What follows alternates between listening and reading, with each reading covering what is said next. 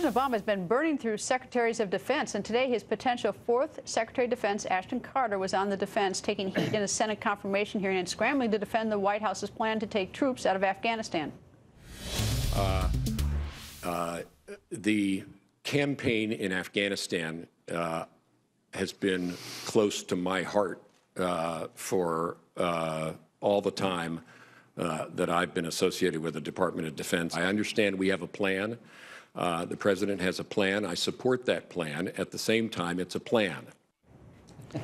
So is Ashton Carter ready to be Secretary of Defense? Senator Lindsey Graham was at that hearing. He joins us. Nice to see you, sir. And boy, I tell you, I did not get the sense from that response that he's really sort of zeroed in on what he thinks should be done and the direction of the United States. I sort of think, uh-oh. Well, he's a good guy, and I'll probably support him, but he didn't know the plan. Here's the plan. Why would you support him then? If he's a good guy, I mean, if he's a good guy who doesn't know the plan. He's got experience. The problem is the commander-in-chief, not Ash Carter.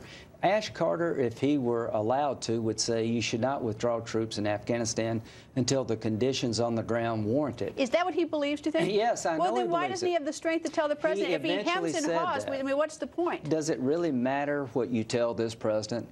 They told him to leave 10,000 troops behind in Iraq, Mr. President, or it'll fall apart, and he says Obama knows best.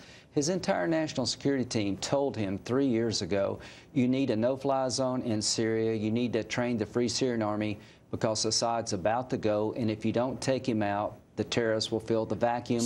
And guess what? He said Obama knows best. All right, so what's the point of taking the job? I mean, what's the point of taking the job if you totally disagree with the president and you don't think you can convince the president? To try to convince the president and do the best you can with a bad strategy.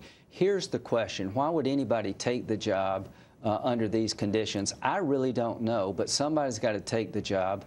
And here's the plan. By 2017, under President Obama's plan, we'll be down to 1,000 troops in Kabul, Afghanistan. We'll have lost all the capability to monitor the borders between Afghanistan and Pakistan. And what happened in Iraq is going to happen in Afghanistan, and no military commander has suggested that we should get down to 1,000 troops in 2017, given the way the world is.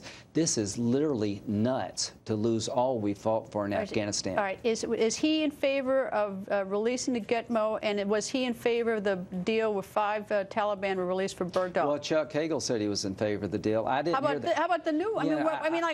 This is the fourth Secretary of Defense. I wish that he had more passion in his delivery, so that I thought that he was going to be not just sort of take the job, but do a little more. President Obama has promised to close Gitmo. I don't mind transferring the prisoners to a new jail somewhere, but he's literally letting people go. Well, so what's this one? So what is the new Secretary of Defense, Ash Carter? He has promised us that he would push back against transfers that he thought was dangerous. But when I asked him about Syria, these are releases. These are releases. You're exactly right. He promised us he would tell us and be more transparent. But we don't care about his promises. Kelly Ayotte is going to pass a bill that will go to President Obama's desk, I hope, that would prevent him from releasing high-value and medium-risk targets. Detainees. But when I asked him about Syria, I said, do you believe this plan would work? And he would never give me an honest answer. So how can, okay, if he won't give you an honest answer, if you say he won't stand up to the president, and I expect that he only does that in personal discussions, I don't expect him, I think it would be bad if he did it publicly, then why in the world would you vote for him? Well, he said he thought the strategy should be adjusted.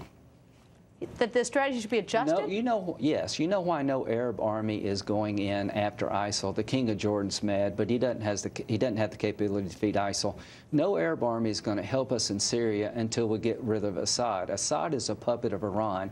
The Arabs fear the Iranian influence in the region, and Obama is more worried about upsetting Iran because he's in a nuclear negotiation with Iran.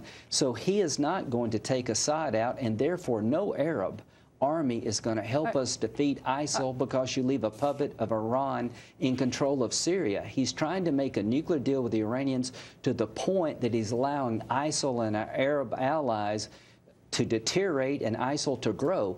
ISIL is coming here. To everybody listening to this program, it's not only will they burn this pilot alive, will they crucify a child, they've told us in no uncertain terms they're going to hit us here at home, and his strategy to protect this homeland, President Obama's, is failing. They are coming here if we don't do something soon. Senator, thank you. Nice to see you, sir.